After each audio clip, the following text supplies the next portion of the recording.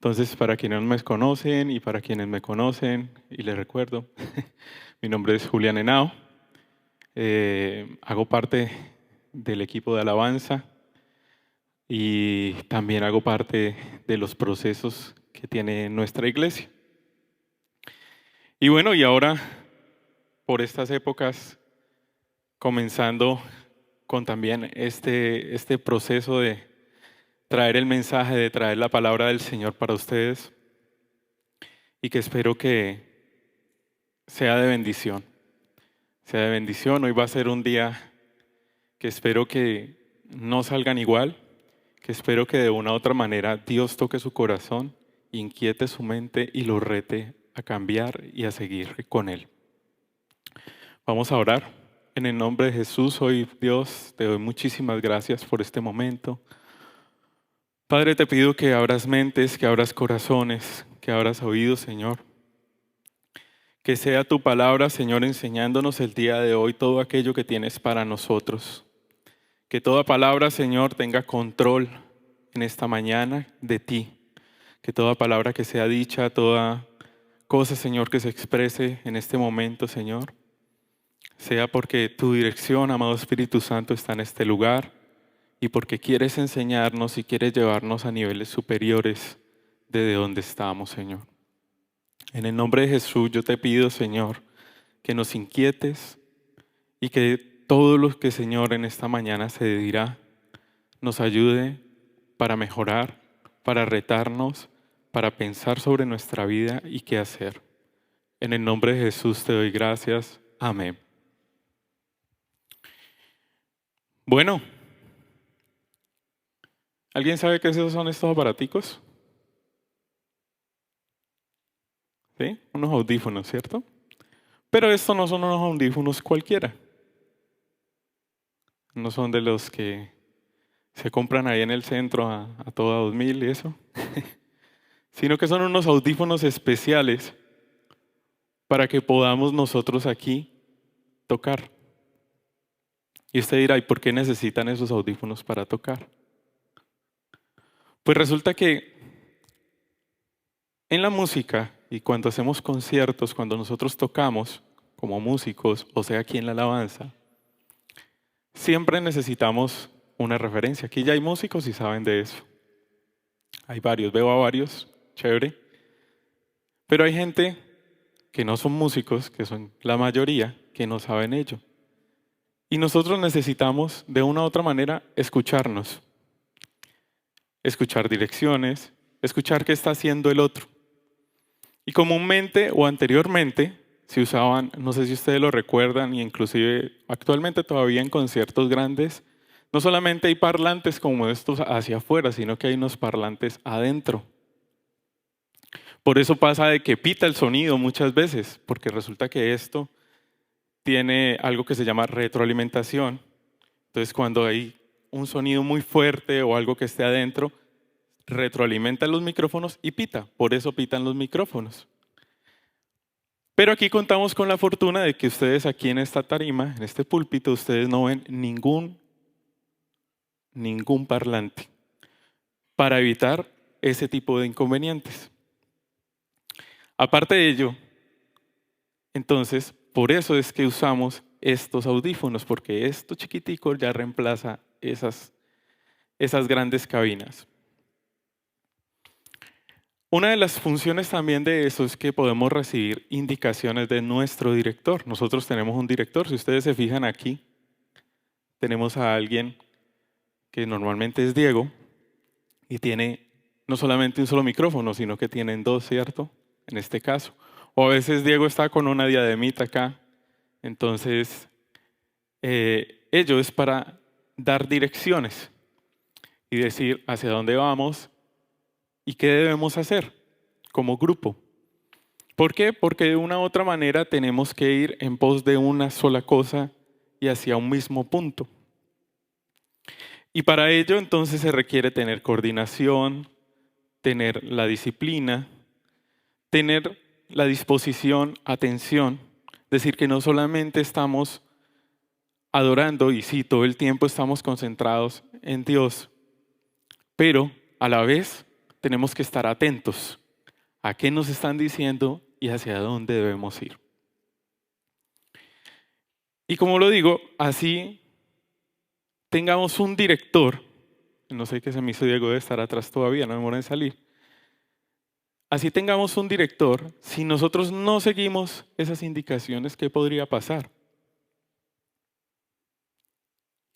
Pues sencillamente iríamos por donde nosotros quisiéramos y todo sería un desastre total. ¿Qué pasa si nos equivocamos? ¿Qué pasa si lo que teníamos que hacer no lo hicimos? Entonces todo ello es algo que sucede en estos momentos cuando estamos tocando. Y hay una cosa que pasa y es que solamente los que tenemos esto son los que podemos escuchar eso. Ninguno de ustedes lo puede hacer porque les falta esto. Ahora, por aquí pasan muchas cosas. Pueden pasar muchas cosas. Si estamos desatentos, muy seguramente, inclusive hasta Gerson desde su consola nos mira así con su mirada rayadora. Y uno ya sabe, uno siente el poder, uno dice, allá viene el fuego. O en su defecto, o Gerson o Diego, quien está en la dirección, nos llama la atención. Pilas, por ahí no es. Y nos da la indicación de por dónde es. Pero depende de nosotros seguir esa indicación hacia dónde ir. Y tomar la decisión de si sigo la indicación o no la sigo. Por supuesto, pues si no la sigo, pues va a ser un desastre. Y ya, y seguramente usted se va a desconectar, seguramente usted va a decir, eso suena como raro, suena como extraño. Entonces, ¿eso qué hace? Lo desconecta. Y tal vez usted venía con un corazón dispuesto a conectarse con Dios, con su espíritu, y empieza a escuchar allá los alaridos de los cantantes. Y se desconectó, dice, he visto que es tan raro. Entonces, básicamente, en resumen de esto, estos audífonos nos ayudan a conectarnos, nos ayudan a estar en conexión entre nosotros. Pero, así tengamos esta herramienta, así tengamos lo que tengamos, aquí tenemos la fortuna de tener unos equipos maravillosos, que tengamos nuestras consolas personales, que tengamos un equipo de sonido, que tengamos una consola, que tengamos pantallas, luces. Así todo eso esté, ninguna de esas cosas funciona si no hay energía. Hasta ahí llega. Usted puede tenerlo todo, pero si no hay energía, hasta ahí llegó. No funciona, porque requiere la energía para poder funcionar. Así haya un director inclusive. Y como lo acabo de mencionar, el tema de la energía, de las luces, ¿alguno en algún momento sabe cómo funciona un bombillo? ¿O cómo funcionaban los bombillos? Esos del foco que tenían un alambrito. ¿Saben cómo funcionaba? ¿O solamente ustedes lo compraban, lo ponían y lo prendían y ya?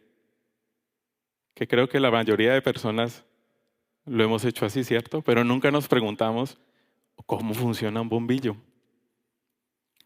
Pues un bombillo funciona, o en ese entonces funcionaban, por la transformación de la energía en la luz. Básicamente, ese alambrito delgadito es un alambrito que ese metal se llama tungsteno, para quienes no sabían.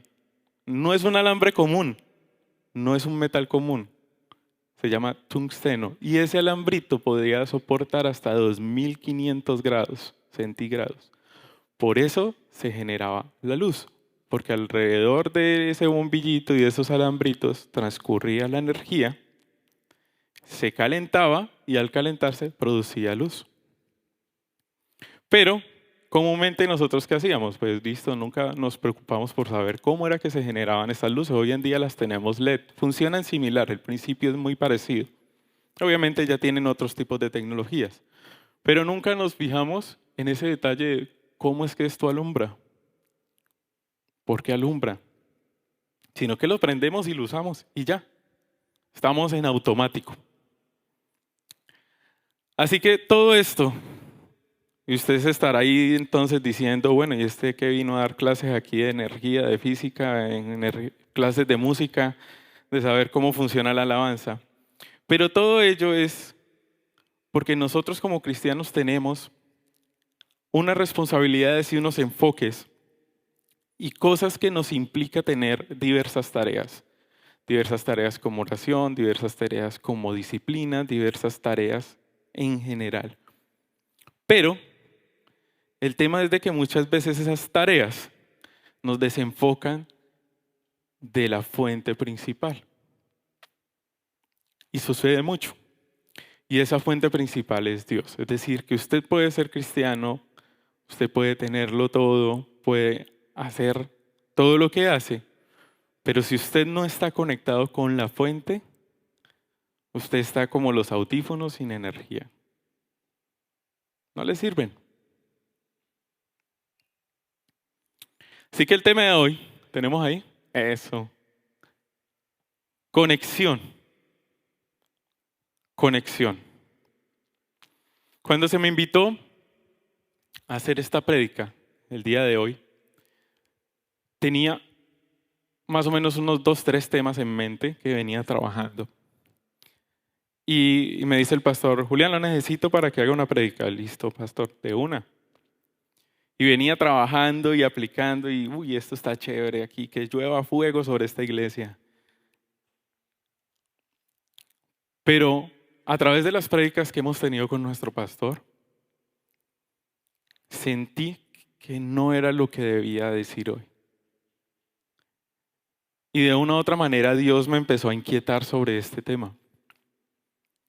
Y poco a poco cuando fui empezando a estudiar este tema, me di cuenta de que estaba enfocado en muchas cosas y estaba olvidando de estar conectado realmente con la fuente.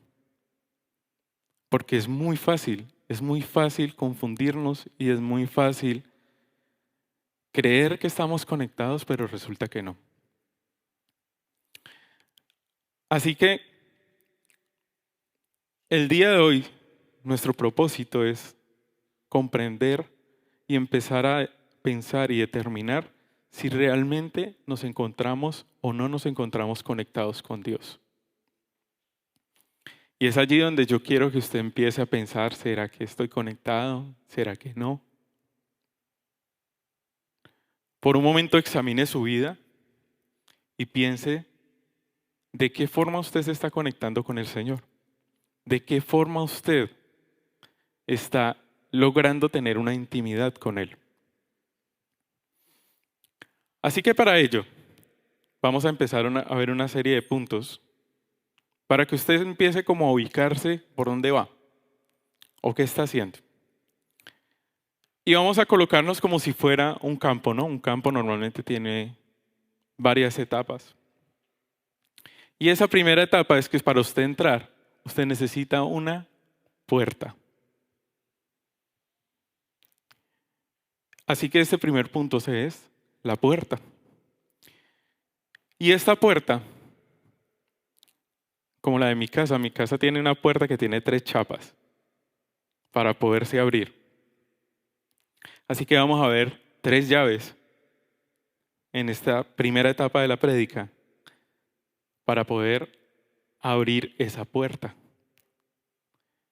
Vamos a leer Efesios 2:17. ¿Lo tenemos por allí?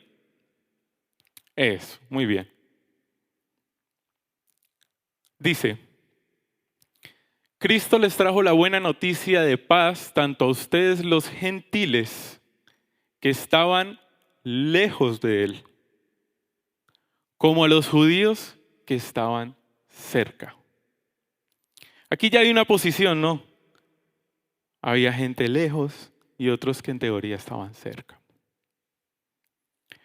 Y sigue, ahora, todos podemos tener acceso al Padre por medio del mismo Espíritu Santo gracias a lo que Cristo hizo por nosotros.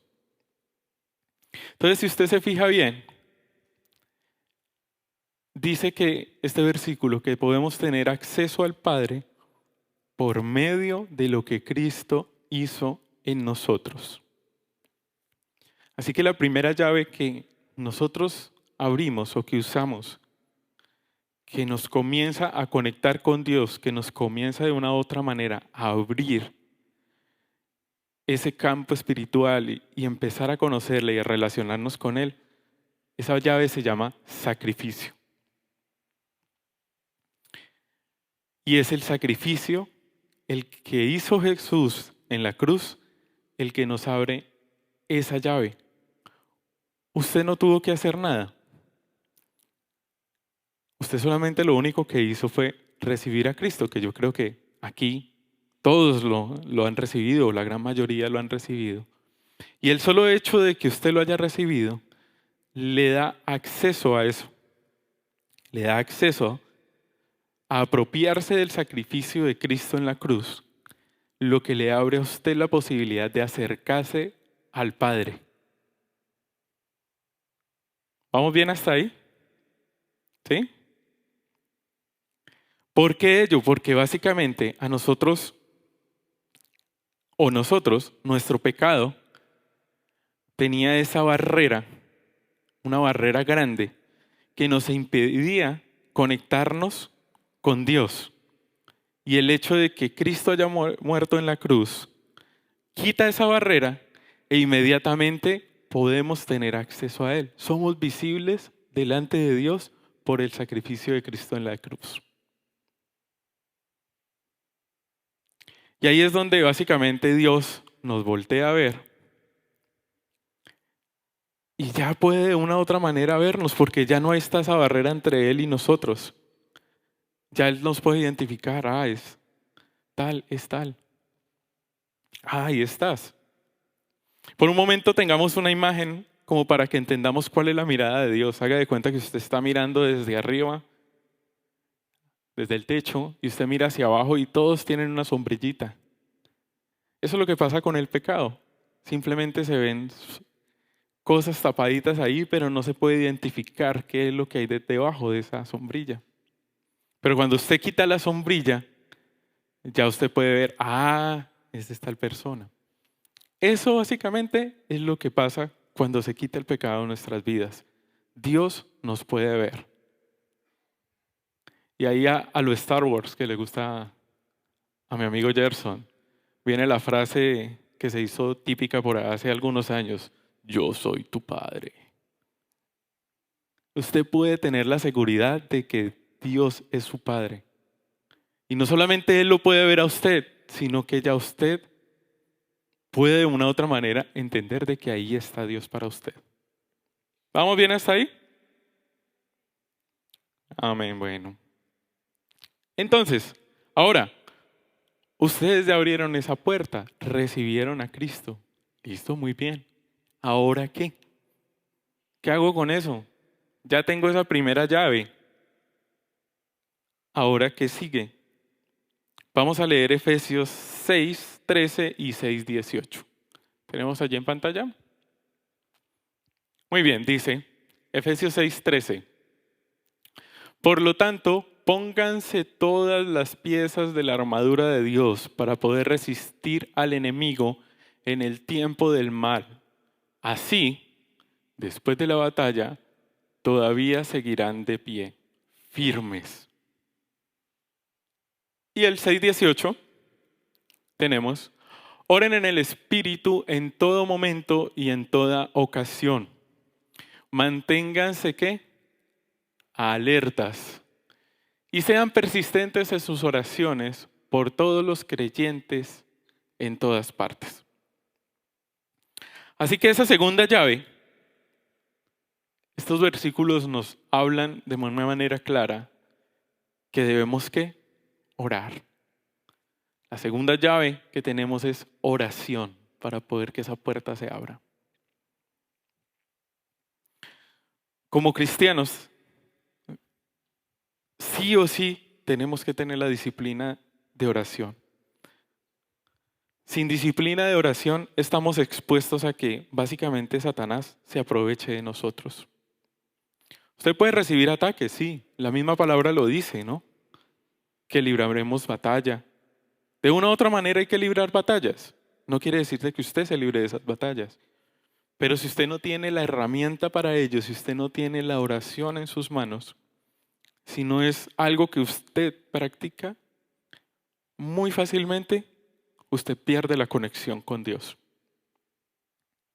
Y muy fácilmente empieza a echarle la culpa a Dios de sus propias desgracias. Entonces, la oración lo que hace es que nos ancla, nos convence de que Cristo, de que Dios está con nosotros. Pero, hay un pero con la oración. Y es un pero que a la gran mayoría nos pasa y no nos damos cuenta. ¿Por qué? Porque a nosotros, por lo regular, nos gusta más lo que Dios hace por nosotros que lo que nosotros sentimos por Dios o hacemos por Dios. ¿Qué quiere decir eso? Muchas personas se enfocan simplemente en las oraciones de pedir. Y sí, obviamente Dios dice que pedid y se os dará. El problema es que se aferran tanto a ese versículo que se les olvida el agradecer y el amar al Señor. Y orar por lo que Él es, no por lo que nos da. Entonces se nos convierte simplemente Dios en un solucionador de problemas y pare de contar. Yo estoy con Dios porque Dios me soluciona los problemas.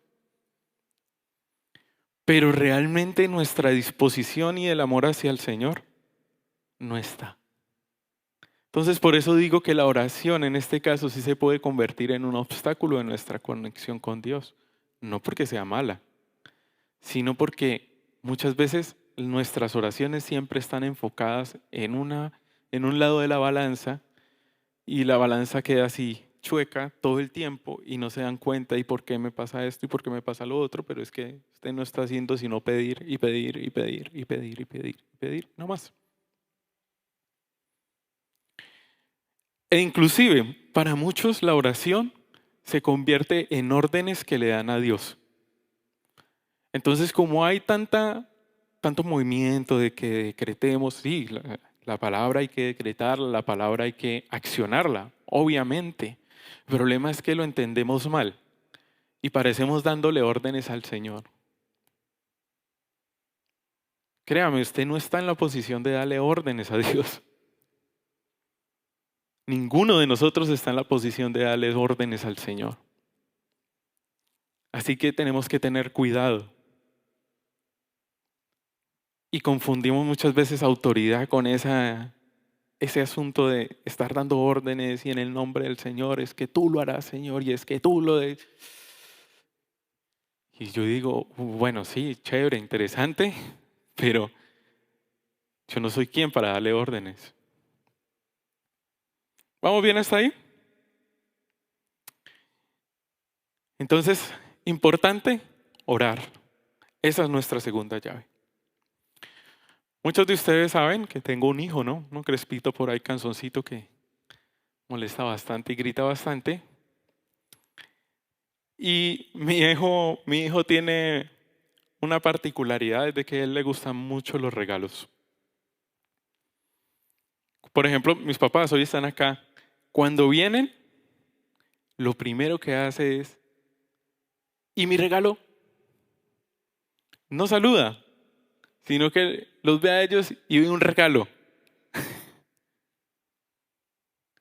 Ahora, obviamente estamos trabajando en él y enseñándole porque pues está muy chiquito todavía, ¿no? Está muy chiquito todavía para comprender de que ver a los abuelos o vernos a nosotros como papás no significa regalo, significa que ha llegado familia.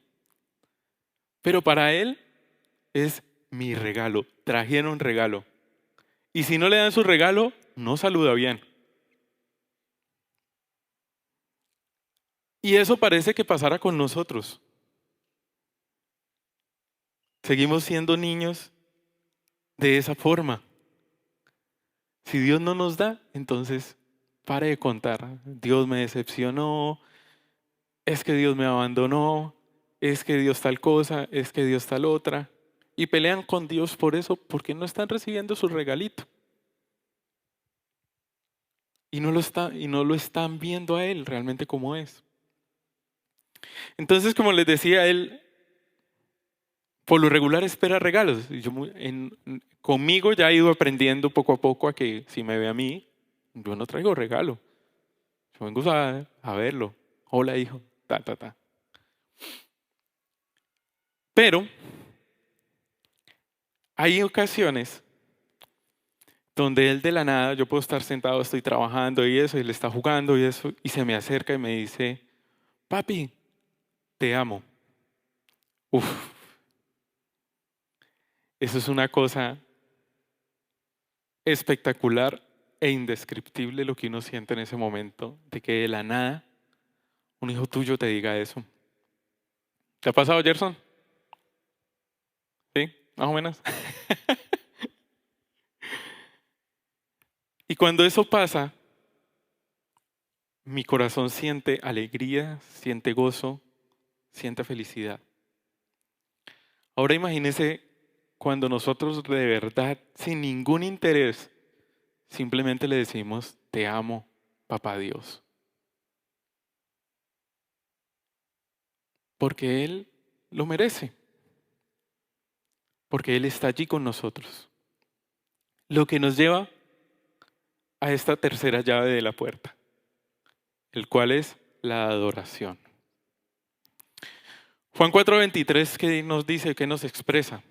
Un versículo que todos hemos leído en alguna vez.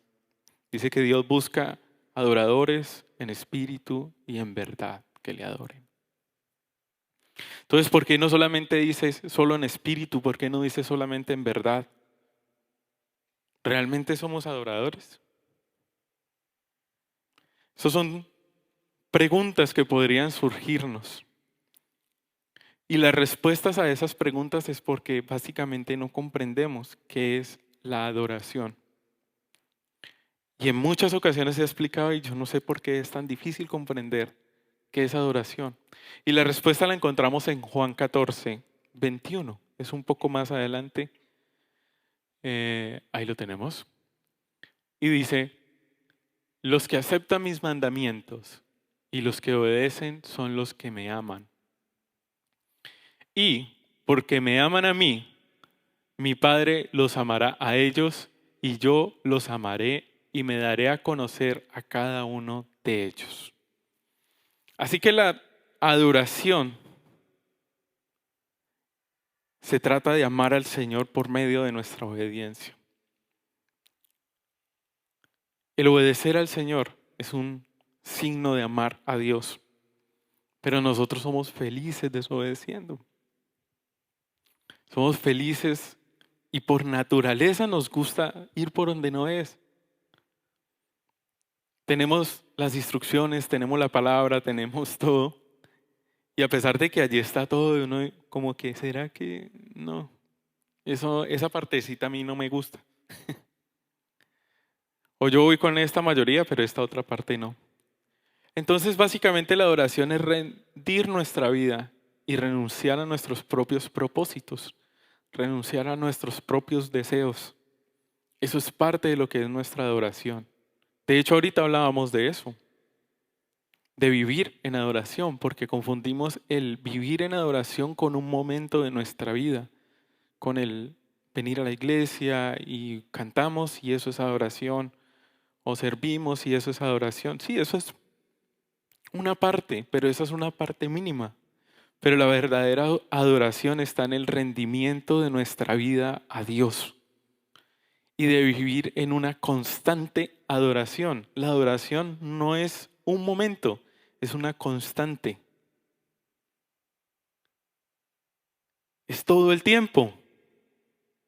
No solamente cuando usted viene aquí a la iglesia o cuando venimos a la iglesia, no solamente cuando nos están mirando, sino en todo momento tener presente a Dios. Yo no sé si realmente cada uno tenemos eso presente y tenemos ello ejecutándolo a diario. Si realmente en todo momento, en toda decisión que tomamos, en toda cosa que hacemos, usted está involucrando a Dios o no. Si no lo está involucrando es porque su adoración está por partes, está limitada a un momento, no a una constante. Nuestro pastor, una de las cosas que él habla es de que él cuando maneja, cuando, hace sus diversas tareas, él constantemente está en comunicación con Dios, está orando, está haciendo constantemente el ejercicio de estar conectado con Él. Y eso es algo que he comenzado a practicar en mi vida, lo que hace que empecé a construir esto y créanme, he comenzado a tener respuestas de Dios increíbles. Increíbles las respuestas que el Señor me ha dado. Vamos con el segundo punto, que esto nos lleva a ello. Después de la puerta, la cual ya hemos abierto con esas 3 llaves, que era la oración, la adoración y el sacrificio. Entonces, ¿ahora qué hago con todo eso? Ya comprendo la conexión, ya sé que listo, estoy conectado, todo el rollo, pero ¿qué hago con eso y hacia dónde voy? Pues ahí entra usted a ese campo y usted comienza a caminar. Es donde empezamos a caminar. Así que este punto se llama el camino. No muchas personas se conectan con Dios por gusto, sino porque les tocó. La gran mayoría, yo creo que el 95% o más de que están en este lugar y que estamos en este lugar, no llegamos a Cristo porque quisimos y porque dijimos, oh Dios, yo te amo y voy a buscarte y te anhelo y te busco. Y por las buenas no, sino que nos tocó por las malas, porque nos llenamos de problemas, porque nos llenamos de cosas y entonces ahí sí me acordé que había un Dios. Así que muchas veces lo que necesitamos para poder caminar y seguir el camino de Dios es ese empujoncito de Dios. Y ese empujoncito se llama desierto. Muchos pasamos por desiertos. La Biblia nos narra, de hecho, diversas historias. Entre esas historias, la de Israel, que tenía que estar un tiempo y no estuvo durante el tiempo que realmente tenía que estar. Estuvo 40 años. La de Elías, que después de estar en la inmunda, como nos lo narraba el pastor hace unos días que trató lo de Elías y dice que Elías fue llevado al desierto y allá en el desierto fue donde Dios susurró y le habló. Y aparte de eso también Jesús. Jesús, para poderse conectar más con su Padre y poder tener una conexión mucho más estrecha y poder iniciar su ministerio, primero tuvo que estar en el desierto donde fue tentado, donde fue llevado y Satanás le mostró las maravillas de este mundo, pero él sabía hacia dónde iba. Sabía y conocía el propósito del desierto. El problema es que muchas veces nosotros no conocemos ese propósito porque sencillamente no tenemos conexión con Él. Y al no tener conexión con Él, no podemos discernir qué es el propósito de ese desierto al cual estamos enfrentando.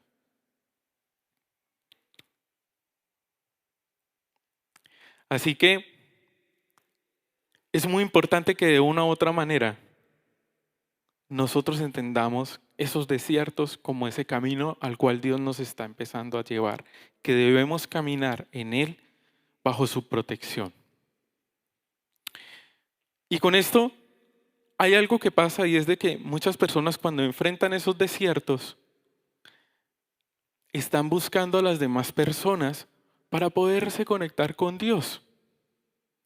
Entonces, cuando tienen problemas las personas que hacen, ay, venga, vea usted que va a la iglesia, ore por mí. O inclusive las mismas personas de la iglesia tienen inconvenientes y en vez de ir a la fuente, entonces se van para donde una persona, ay, mire, es que usted como es, yo lo veo que usted es como tan de Dios. Venga, ore por mí, mire, es que estoy en este problema, estoy en esto, otro y eso. Entonces, dejamos de confiar en Dios por confiar en una persona X. No está mal. La palabra dice oren unos por otros. Chévere, eso hay que hacerlo. Pero muchas veces lo que estamos haciendo es desplazando a Cristo como intercesor y dejando a una persona que interceda por mí ante Dios. ¿Entendible eso? Entonces se les olvida que Cristo es nuestro intercesor, es nuestra conexión directa. Usted ya recibió a Cristo, usted ya recibió de Él. Supongo que oramos. Supongo que usted comprende todas esas cosas, pero realmente no vamos a esa fuente como intercesor, sino que nos acostumbramos a lo de los demás. Cambiamos nuestra idolatría por las personas, que creemos que las personas tienen entonces ese don y entonces porque Él tiene el don, entonces es el que me va a ayudar. Y nuestro enfoque está en la persona, no está en Dios. Lo que nos lleva a este tercer punto. Y esto es algo que a mí me parece maravilloso y es la manifestación. En la antigüedad, y ya van a ver por qué estaba tocando ese tema de la oración de las personas, pero en la antigüedad pasaba algo. La presencia del Señor descendía en un lugar en específico y un sacerdote tenía que entrar, ministrar por la expiación del pecado, hacer un sacrificio y tenía que entrar, yo no sé si ustedes recuerdan, ¿no? Que tenía que entrar con campanitas y amarrado porque si el sacerdote estaba impuro o había cometido pecado, pues básicamente delante de la presencia del Señor caía muerto y tocaba sacarlo con esa cuerda porque nadie podía entrar allá. Donde entraba, todo el que entraba allá al lugar santísimo moría si estaba mal. Así de seria era la cosa. Pero el problema, y esto se relaciona con lo que acabo de decir, es porque nosotros seguimos pensando de esa forma. Seguimos pensando de que yo vengo a la iglesia porque aquí la presencia de Dios desciende. Y sí, muy interesante. La presencia de Dios está aquí.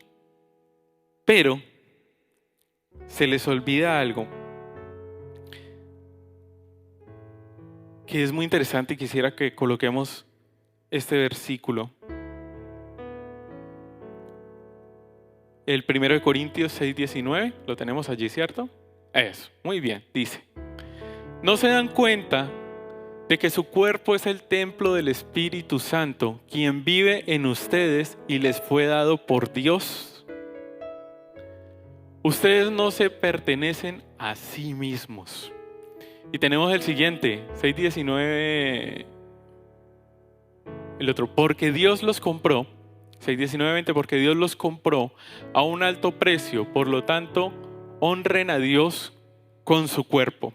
Y tenemos este versículo también, Juan 14:16, dice: y yo le pediré al Padre y Él les dará otro abogado, defensor, quien estará con ustedes para siempre.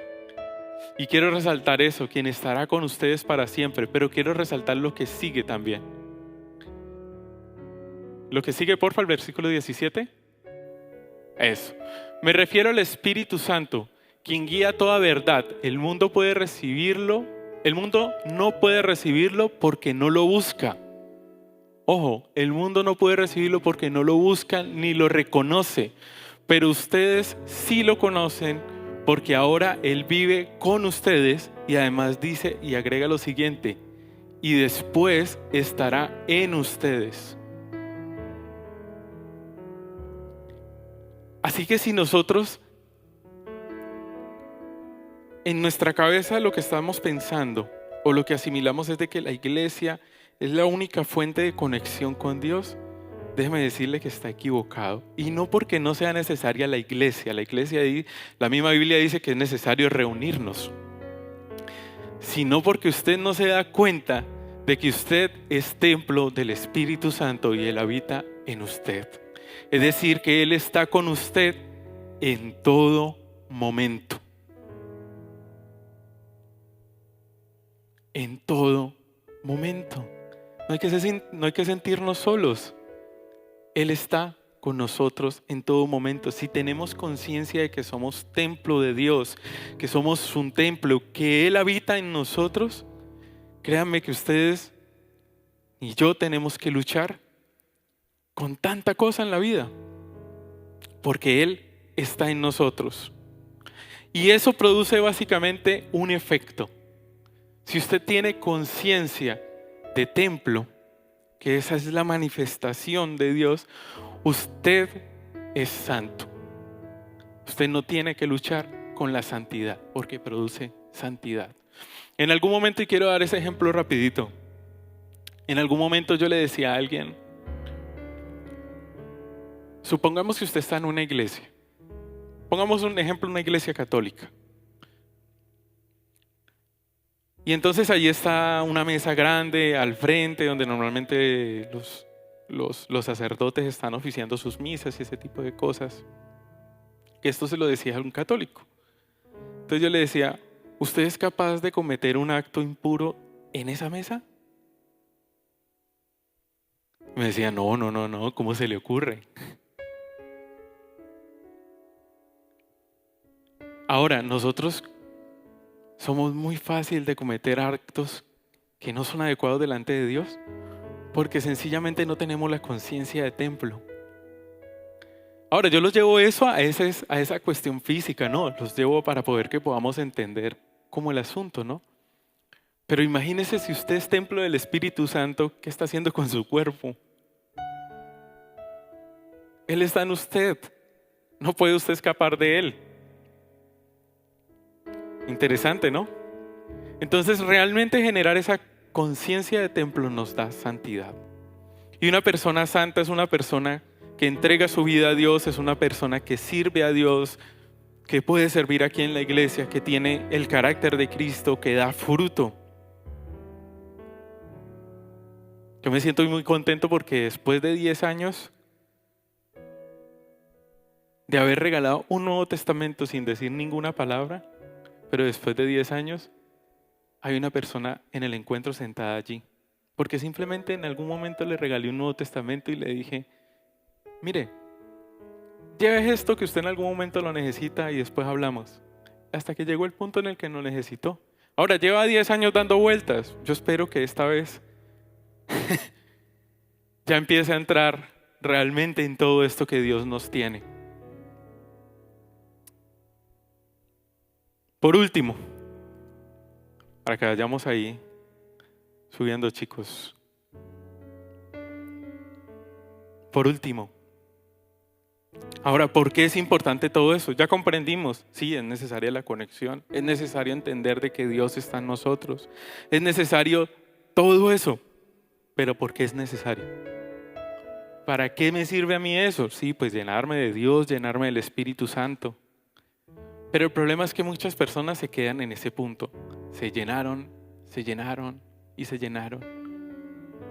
Y de tanto llenura empiezan como a caminar en las nubes.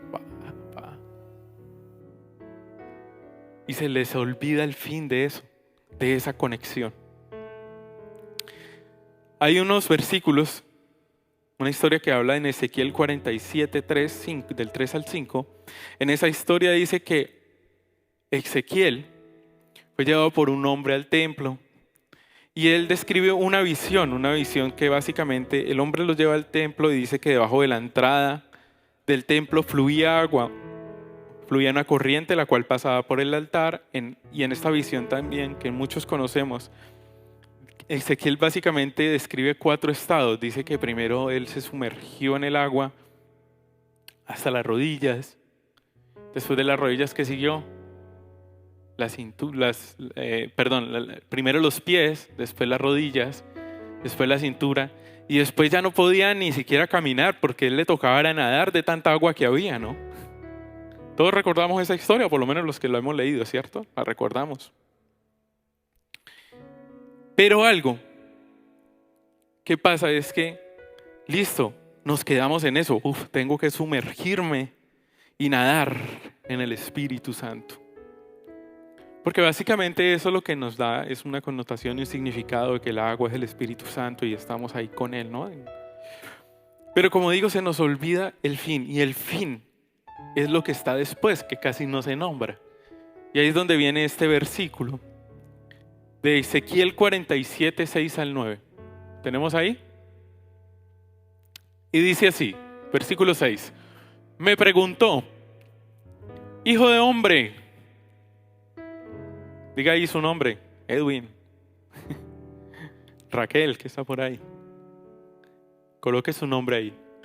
Me preguntó, hijo de hombre, ¿has estado observando? Después me llevó de regreso a la orilla del río. Y sigue el versículo 7.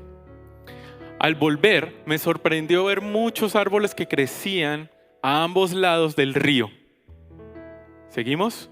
Dice, entonces me dijo, este río fluye hacia el oriente, atraviesa el desierto y desemboca en el valle del Mar Muerto. Esta corriente hará que las aguas saladas del Mar Muerto se vuelvan puras y dulces. Vivirán cantidad de criaturas vivientes por donde llegue el agua de este río. Abundarán los peces en el Mar Muerto, pues sus aguas se volverán dulces. Florecerá la vida y donde llegue esta agua. ¿Por qué tocó eso? Porque Ezequiel vuelve a la orilla, no se quedó nadando. Porque Ezequiel no se quedó simplemente allá sumergido. Porque esto tiene un fin. Y así como lo dice la palabra, de que al volver crecían árboles al lado del río, de que los peces vivían, de que el agua se convertía en dulce para poder que hubiera mucho más vida. El propósito de nuestra conexión es que los demás se conecten. No es solamente para dejarlo para usted y nadar en el río del Espíritu. Es para que esa conexión suya sirva para que otros se conecten con el Espíritu Santo y puedan experimentar las maravillas que Dios tiene para cada uno de nosotros. Así que nosotros no nos podemos quedar ahí simplemente. Tenemos que regresar a la orilla y mirar. Y empezar a dar de lo que tenemos. Así que ¿dónde estamos ahora?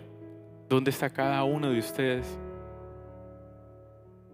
¿En qué parte?